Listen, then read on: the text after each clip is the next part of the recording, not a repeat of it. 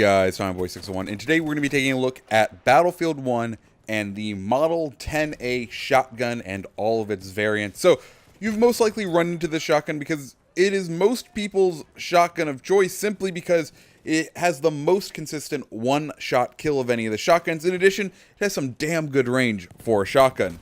Like most weapons in this game, this gun has 3 variants. Each of them can be unlocked for 250 war bonds when you reach rank 2 or 3 with the assault class. The first variant you're going to unlock is the factory variant. Like most guns, this variant, we can consider this the base gun. The only advantages to the factory variant is it has an increased spread decrease after you stop firing. However, since this is the slowest pump action shotgun in the game, that advantage isn't that useful because you're not firing rapid enough for you to have large amounts of spread other than that which is inherent to a shotgun. The Model 10A has a rate of fire of 78 rounds per minute with a bullet velocity of 333 meters per second when firing buckshot.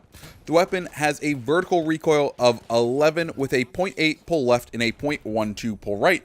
Interesting fact, this is one of a few weapons in the game that doesn't have an even pull left, pull right, and as a result, you can't determine which way you'd like the recoil to go. Just something interesting I thought you might want to note. The gun can have up to 6 shells loaded. To reload this gun, it will take 0.5 seconds per shell that needs to be reloaded. Once you hit the reload button, it takes 0.7 seconds to start that reload and 0.17 seconds to stop it.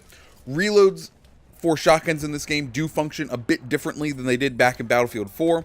Previously, you could cancel the reload at any time and go straight for a shot if you had a round in the chamber. Now you have to wait for that full animation to play out, meaning you should probably be a bit more cautious when reloading shotguns in this game and not try to do it every second that you can. As far as using this variant of the factory, I would only recommend using it between rank 2 and 3, because once you hit rank 3, you're going to gain access to the next variant, and it's just better.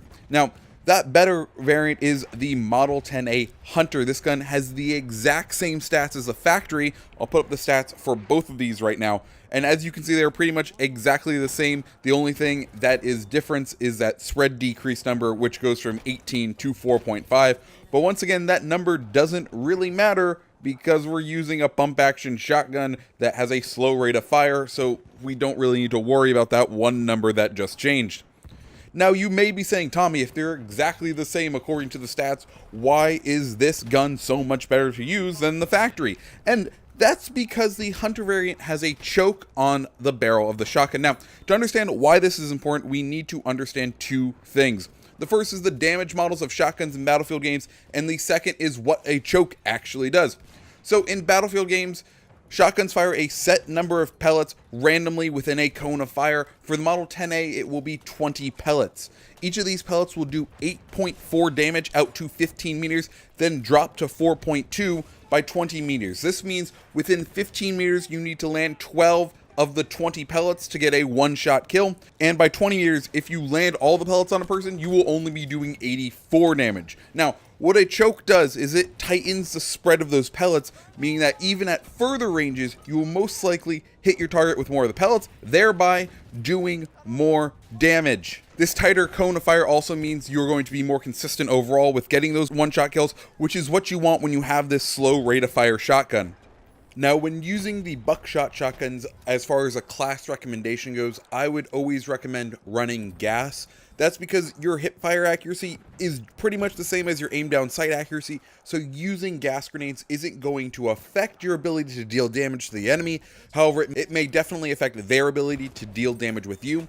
If they're another class other than assault, meaning if they're a medic, a support, or a scout, their weapons don't have as good hip fire accuracy, and you will be able to put them at a disadvantage in the close quarters that you're going to be taking them on in. And of course, that is always going to mean you're going to end up getting a couple more kills than you usually would. Now, the last variant is different from all the other shotguns in the game. This is the Slug Variant. This is the only shotgun currently that has slugs in this game. With slugs, instead of firing multiple pellets from the shotgun, you fire out one large bullet called a slug. As far as changes to the base stats go, I'll go ahead and put up the stats right here.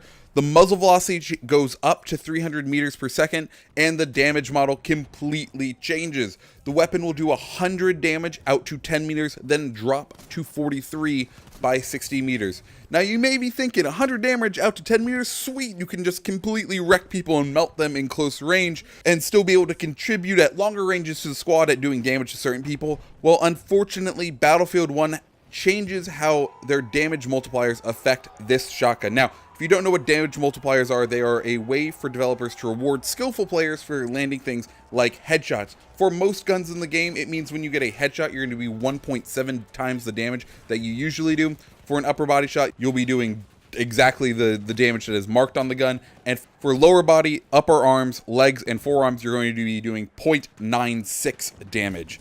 Now, for regular shotguns, the multipliers are simply 1. This helps increase the consistency of the weapon and also doesn't reward the randomness. You can't be more skillful with a shotgun by placing a headshot just because it's a random cone of fire, and therefore it could randomly either A, go to someone's head or randomly go to their feet, and it's not fair to reward a player for that randomness. So all shotguns that fire buckshot have a straight 1 multiplier to the head, the lower body, the legs, the forearms, and the upper body. This is different though for slugs. For slugs, they've changed these damage multipliers. For headshots, you have a 1.8 multiplier. For upper body, it's a 1.0. For the lower body, upper arms, legs, and forearms, it's 0.93. So you do less damage with a slug to your limbs than you do with regular bullets. What this really does mean, though, is that in order to get a one-shot kill in close range, you have to hit someone in the upper chest or head. Anything other than that, and they will most likely survive and end up killing you because of how long it takes to rechamber a shell with the Model 10A.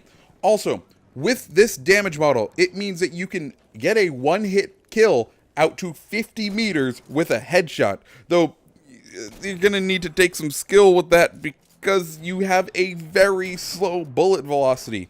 Overall, I would avoid using the slug. If you're at the ranges that the slug is going to be beneficial, it's more likely beneficial for you just to take a submachine gun like the Hellrail or the MP18, and at those close rangers, it's not going to be as consistent as the other variants of this shotgun, so you might as well just pull out and get like the Hunter variant. One cool thing though about the slugs, I have to say, is you can get collaterals. I got 1 or 2 of them, and that made me very happy.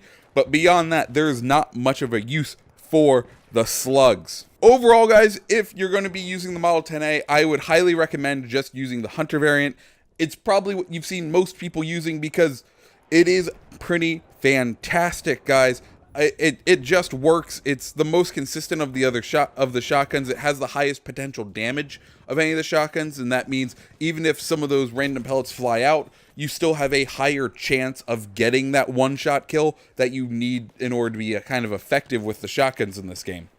Guys, that's my guide for the Model 10A. I hope you like it. If you did, hit that like button. Comment down below, was I wrong? Is there a better shotgun in this game? Or which one of these variants is your favorite?